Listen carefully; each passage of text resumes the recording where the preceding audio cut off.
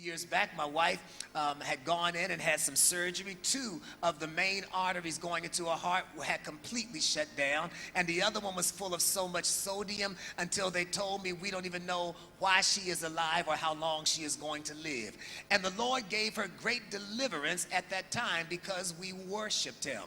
But then just a couple of short years ago, she was back in the hospital again. And she and I were on our way to go somewhere, but she was back in the hospital again.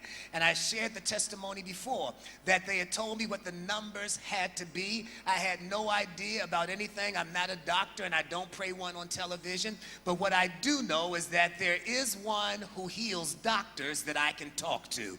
And so I asked the nurse, what did the numbers have to be? She told me.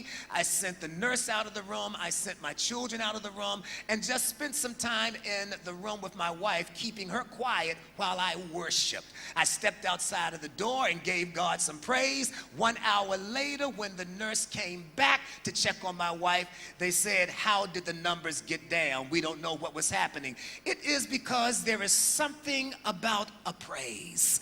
There is something about a worship.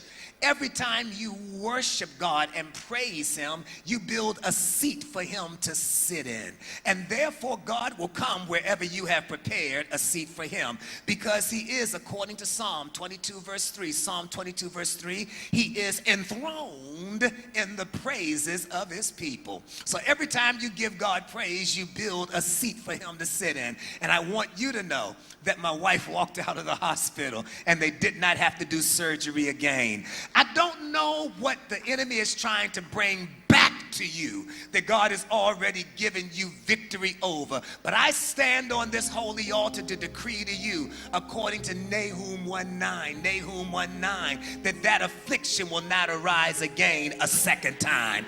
I know the enemy is trying to intimidate you and tell you that it's coming back again, but I'm telling you, as I stand on the authority of the one whose name is above every other name, that the Egyptians that you see today, you will see them again no more forever.